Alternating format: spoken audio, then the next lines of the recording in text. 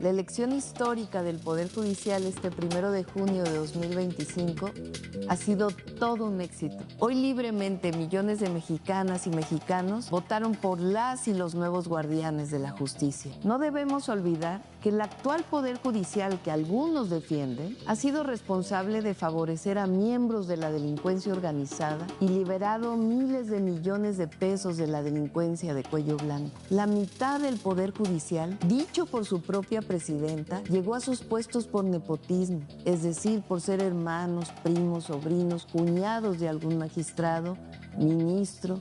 El poder en México está en el pueblo, ya no está en unos cuantos.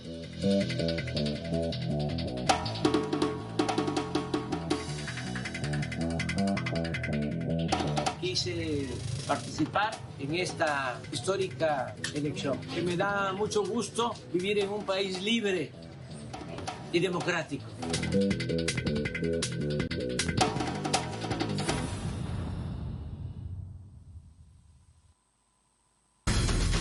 Lo habíamos anticipado.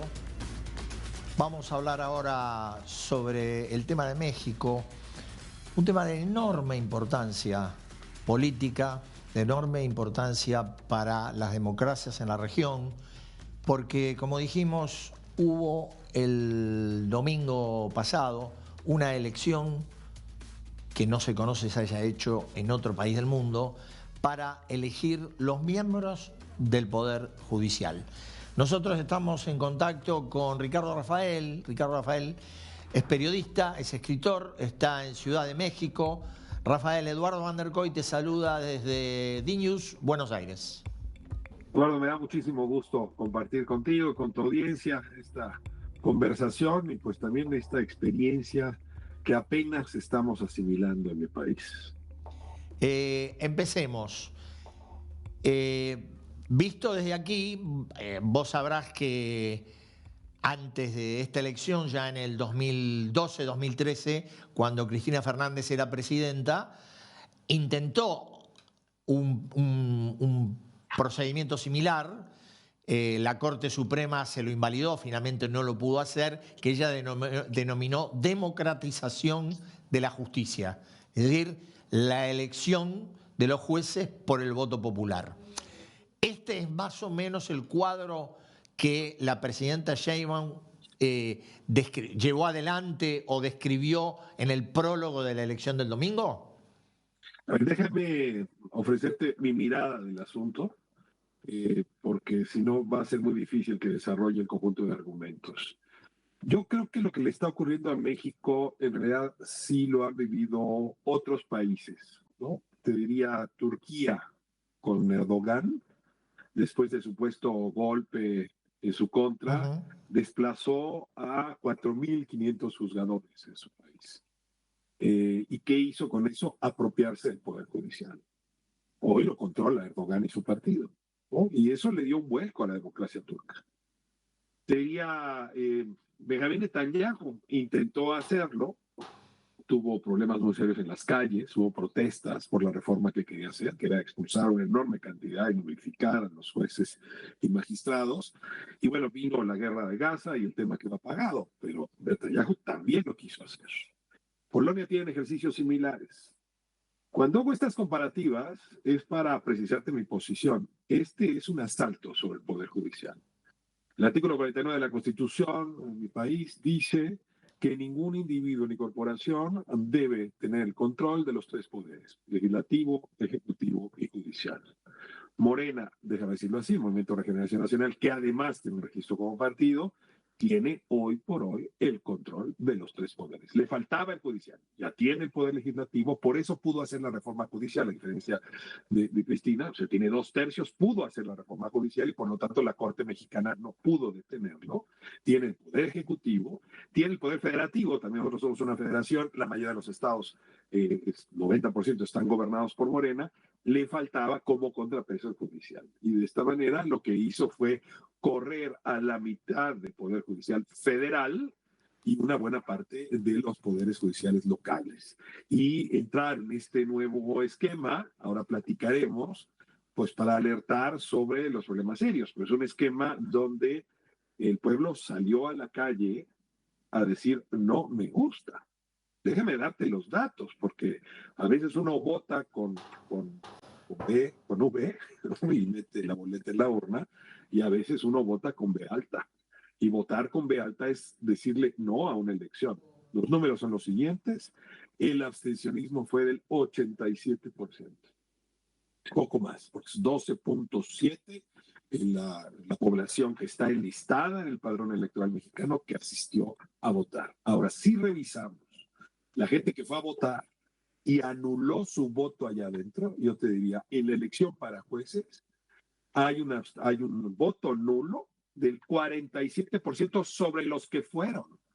Es sobre decir, el 14%, digamos. Sobre 12 millones, porque el padrón, la lista es de 100 millones, yo te diría 6 millones decidieron asistir y no votar por los jueces. Esa es una forma de votar con B alta. En el caso de un tribunal de disciplina, del cual si quieres también hablamos, es una barbaridad, porque es el control sobre los jueces, también la abstención fue del 47%. Y en el caso de la Corte, la abstención fue aproximadamente del 10%. Ahora, Rafael, la situación previa a esta, digo, podemos coincidir, a ver si coincidís, podemos coincidir, como ocurre en la Argentina, que la eficiencia de la justicia mexicana no es la mejor. Esto no quiere decir que este sea el mecanismo para mejorarla, pero a lo que me refería es si con esa base de votos la posibilidad de remover y de nombrar nuevos jueces tiene fundamento, tiene estabilidad, va a tener permanencia, a eso me refería. A ver, tiene legalidad, no tiene legitimidad. Para ponerlo en términos muy claros, hay fundamento porque se hizo una reforma judicial con un Congreso, por cierto, donde se lograron inflar los números de la mayoría, ¿no? O sea, no recibieron 2/3 de la votación en Cámara de Diputados y en Cámara de Senadores, pero no me voy a detener ahí, por un mecanismo de sobrerepresentación, la mayoría logró tener el control de 2/3 del Congreso. Y ahora se volvió legal ese hecho, así se apropiaron del Poder Legislativo. Además hay una historia porque no lograban ni así la mayoría, y entonces lo que hicieron es utilizar el Poder Judicial, que tenían ellos control entonces, para meter al padre de un senador a la cárcel y para sacar al padre de otro senador de la cárcel, y por eso consiguieron los 2 votos que les faltaban en el Senado. Entonces, desde entonces tienen legalmente el control del Congreso. Ahora con esta elección tienen legalmente el control del Poder Judicial, pero la pregunta que yo me hago es la misma que tú te haces, es muy puntual. ¿Qué tan legítimo es esto? Muy poco. Y lo que no es legítimo tiende a no ser duradero, uno supondría. A menos que de pronto el esfuerzo hercúleo que tendría que hacer la nueva Corte y el nuevo Poder Judicial, pues en efecto demostrara que tiene una cercanía con el pueblo que no se probó en las urnas. Además, esta reforma, como bien decías, como bien relata el discurso de la presidenta Sheinbaum el domingo, ¿no? Lo que buscaba, nos prometieron la cercanía con el pueblo, pues tan no la tuvo que la abstención fue así de ese tamaño. Ahora, claro, se puede conseguir cercanía por medio de una renovación del Poder Judicial para entregarnos una justicia que funcione. Porque coincidiendo contigo, América Latina, casi todos los países sufrimos un sistema judicial que no es propio de una democracia, porque no nos iguala ante la ley, no nos iguala ante la autoridad, por cierto, no nos iguala ante la sociedad, ¿no? Es un problema muy serio. La mayoría de los países latinoamericanos que respondemos, no somos una democracia, es por esta falta de igualdad ante la ley. Y pues desde los griegos esta es una característica de la democracia. La pregunta es si sometiendo a voto popular a las y los juzgadores se resuelve el déficit democrático. La respuesta que estamos encontrando es no. Lo que ocurre con una iniciativa como la que vivimos en México es que la maquinaria electoral, el clientelismo más puro y burdo, es capaz de movilizar votos a favor de sus candidatos. Y eso fue lo que ocurrió. Déjame ir más allá, Eduardo, que es una cosa terrible. Se repartieron lo que aquí llamamos acordeones. No sé cómo llaman ustedes cuando los niños van a la escuela y llevan sus notas que no pueden sacar en el examen. Aquí los llamamos acordeones. Y entonces se imprimieron las fichas donde decía por quiénes había que votar. Hay que decirte que no era por nombres, era por números. Había que votar por el 2, por el 38, por el 57, por el 62. Y así, en mi caso, yo tenía que desahogar 64 votos si hubiera participado el domingo pasado. Rafael. Pues los que... No, dime, Los dime, que, dime, apa- dime, sí, dime. los que aparecieron en esos acordeones son los que ganaron.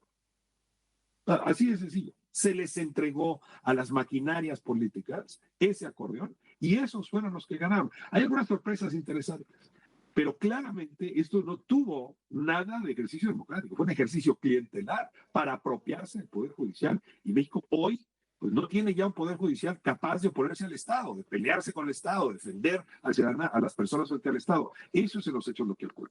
¿Y cuál fue el papel que tuvo en todo este desarrollo la oposición política en México? Digo, ¿se transformó en un dique de contención? ¿Se transformó en una interpelación permanente al gobierno? ¿O fue algo que lo fueron llevando? Bueno, déjame parafrasear lo que decías en la entrevista anterior, ¿no? Aquí la oposición todavía no encuentra su tonada. Se quedó hecha pedazos desde el 18, no ha hecho más que equivocarse. Representa, a ver, yo te diría que hoy no acompañan en las decisiones al oficialismo entre el 45 y el 53%. Las oposiciones como oferta política apenas representarán el 20%. No han sido capaces ni siquiera de conectar con el voto opositor. Y en estas elecciones no supieron qué hacer, si participar o no. Entonces algunos gobernadores, algunos de oposición participaron porque lo que querían era ganar, que sus jueces y sus magistrados ganaran. Y eso lo lograron. Entonces esos partidos de oposición intervinieron y ganaron sus jueces y magistrados. La Suprema Corte no les importó. Pero otra parte de la oposición llamó a no votar. Y entonces, la verdad, fue imposible que se convirtieran en un dique.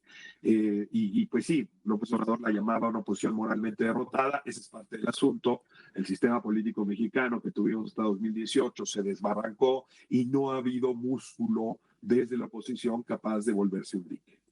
Te quería preguntar otra cuestión y era, en este juego dentro del oficialismo, con la presidenta como primera figura, ¿cuánto influye la figura de López Obrador todavía?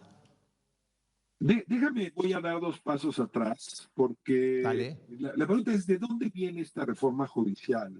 Y esto es una cosa que se ha dicho poco, pero ejerciendo nuestro oficio que tanto apreciamos, tanto on the record como off the record, he hablado con varias de las actuales ministras y ministros que son los que van a salir el 31 de agosto. Todas esas personas hoy coinciden en que la confrontación con Andrés Manuel López Obrador se da en el momento en que López Obrador los llama a su oficina y les pide que la Guardia Nacional, es un brazo que él crea con propósitos de seguridad pública, sea un brazo del ejército, porque el ejército así se lo pidió, porque muchos de sus integrantes provienen del ejército.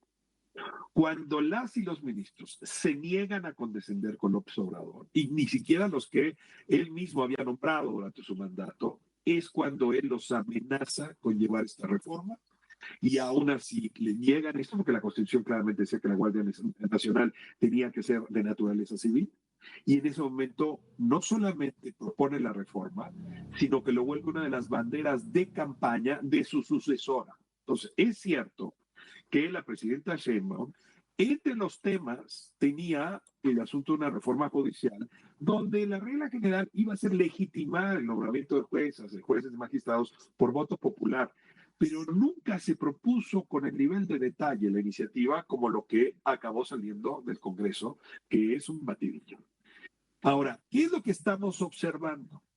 Que los estados donde tiene mayor influencia López Obrador, o la tuvo, donde operadores políticos cercanos a él jugaron de manera relevante, incluido su hijo, que actualmente es el secretario de organización del partido, es donde los candidatos, las candidatas de Morena ganaron. Y en sentido inverso, donde tienen menos músculo y menos brazo, donde son otros agentes de Morena los que juegan, es donde tuvieron, digamos, mayor participación. Estoy hablando de un rango que va desde participación solamente del 7% del padrón hasta participación del 18%.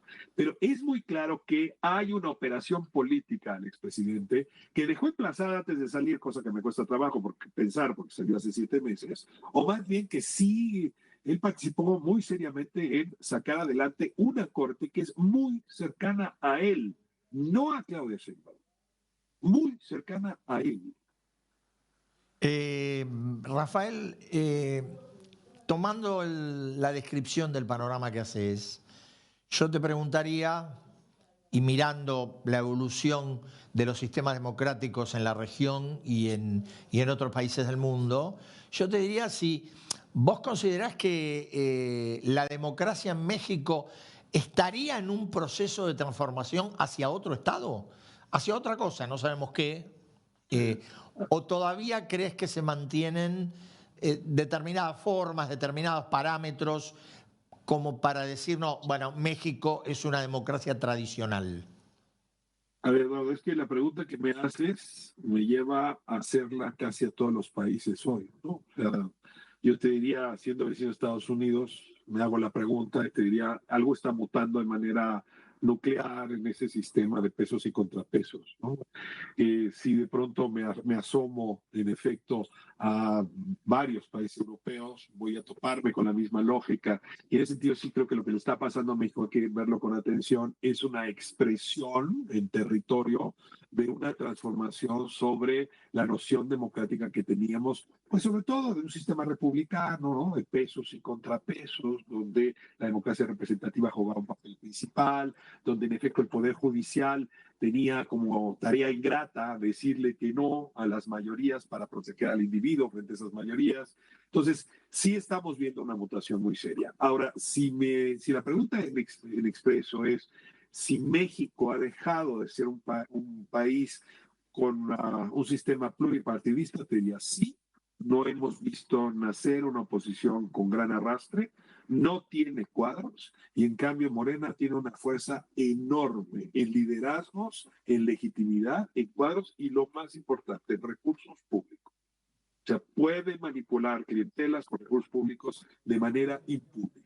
Desapareció los órganos de contrapeso, el órgano de transparencia, el Poder Judicial, los órganos de competencia, y me temo, Eduardo, que si quieres entrevistarme en unos meses, esté aquí contigo narrando la desaparición del sistema electoral como hoy lo conocemos, del Instituto Nacional Electoral, es un órgano también autónomo. Es decir, sí, yo veo pulsiones, como llamabas tú hace un momento, autócratas a la mexicana, porque cada país las va recibiendo como va pudiendo, pero que me hacen eco con lo que estoy viendo en otros países, ¿no? Creo que hoy nos gobiernan o bien oligarcas o bien autócratas, y yo te diría que el sistema mexicano, a diferencia por ejemplo de lo que está pasando en Estados Unidos, es que no es una oligocracia la que se está apoderando del país, aunque hay arreglos con ese sistema, sino más bien es una autocracia muy inquietante, muy preocupante, donde pues las libertades están en riesgo. Y como te citaba hace un momento, el origen de esta reforma no fue ocioso, donde las Fuerzas Armadas mexicanas, que habían jugado tradicionalmente, a diferencia de muchos otros países latinoamericanos, con distancia frente al poder político, hoy están actuando políticamente y esto es lo que se vuelve más delicado. Y esto sí es un cambio, por lo menos desde los años 30, en que habíamos logrado que el poder civil y el poder militar estuvieran separados. Rafael, mil gracias por haber estado esta noche con nosotros en Datos acá en DNews Buenos Aires. Muy amable, muy clara tu exposición. Espero que haya servido y felicidades por tu trabajo, Eduardo. Muy contento de estar contigo. Igualmente.